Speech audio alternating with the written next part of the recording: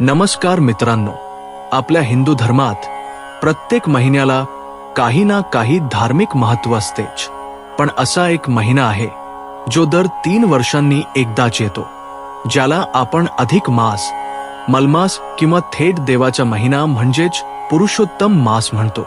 पण तुम्हाला माहित आहे का की या महिन्याला मलमास किंवा अशुद्ध महिना का म्हटले जात होते? आणि असे काय घडले की स्वतः भगवान विष्णूंनी या महिन्याला आपले नाव दिले? आजच्या या व्हिडिओमध्ये आपण अधिक मासाचे हेच रंजक रहस्य आणि या महिन्यात करायचे सोपे उपाय पाहणार आहोत. व्हिडिओ शेवटपर्यंत नक्की पहा. अधिक मास म्हणजे काय? वैज्ञानिक व धार्मिक कारण. सगळ्यात आधी समजून घेऊया की अधिक मास नक्की येतो कसा. आपल्याकडे 2 प्रकारची कॅलेंडर्स असतात. एक सौर वर्ष सूर्यावर आधारित जे 365 दिवसांचे असते, आणि दुसरे चांद्रवर्ष चंद्रावर आधारित जे 354 दिवसांचे असते. या दोन्ही वर्षांमध्ये दरवर्षी तब्बल 11 दिवसांचा फरक पडतो. हाच 11 दिवसांचा फरक भरून काढण्यासाठी आणि ऋतूंचे चक्र अचूक ठेवण्यासाठी दर 32 महिने आणि 16 दिवसांनी म्हणजेच साधारण 3 वर्षांनी एक अतिरिक्त महिना जोडला जातो. यालाच आपण अधिक मास म्हणतो. आहे ना वैज्ञानिक दृष्टिकोन. आता वळूया याच्या धार्मिक कथेकडे. पूर्वीच्या काळी प्रत्येक महिन्याचा कोणीतरी एक स्वामी, देवता असायचा. पण अधिक मासाचा कोणताही स्वामी नव्हता. त्यामुळे लोकांनी याला मलमास म्हणजे अशुद्ध महिना म्हणायला सुरुवात केली. यामध्ये कोणतेही लग्न, मुंज किंवा शुभ कार्ये केली जात नव्हती. या अपमानामुळे दुःखी होऊन हा महिना भगवान विष्णूंकडे गेला.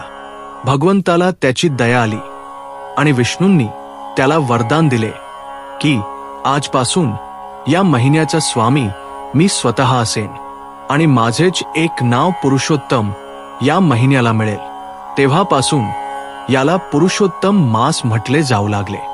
जो महिना आधी अशुद्ध मानला जात होता तो थेट देवाचा सर्वात प्रिय महिना बनला. भाग 4. या महिन्यात काय करावे? महत्त्वाचे उपाय आणि अनारसे दान. या महिन्यात शुभ कार्ये, लग्न, गृहप्रवेश वर्ज्य असली तरी धार्मिक आणि आध्यात्मिक साधना करण्यासाठी हा काळ सर्वोत्तम मानला जातो.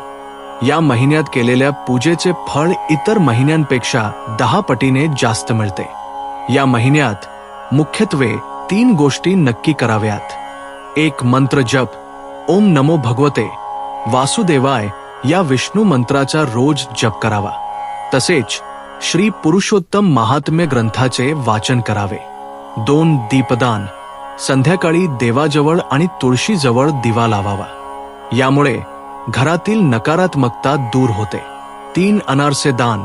या महिन्यात 33 अनारसे एका तांब्याच्या किंवा पितळेच्या पात्रात ठेवून ते ब्राह्मणाला किंवा गरजूला दान केले जातात. अनारशामधील छिद्रे ही 33 कोटी देवतांचे प्रतीक मानली जातात. हे दान केल्याने घरात सुख समृद्धी येते आणि पितृदोष शांत होतो. तर मित्रांनो, असा हा अधिक मास म्हणजे स्वतःला अध्यात्माशी जोडण्याची आणि पुण्य कमवण्याची एक सुवर्ण संधी आहे. तुम्ही या अधिक मासात कोणता नियम पाळणार आहात? मला कमेंट करून नक्की सांगा. जर तुम्हाला ही माहिती आवडली असेल तर व्हिडिओला लाईक करा, तुमच्या कुटुंबियांसोबत शेअर करा आणि अशाच भक्तिमय माहितीसाठी आपल्या चॅनेलला सबस्क्राईब करायला विसरू नका. बोला हरी विठ्ठल, श्री ज्ञानदेव तुकाराम, पंढरीनाथ महाराज की जय. धन्यवाद.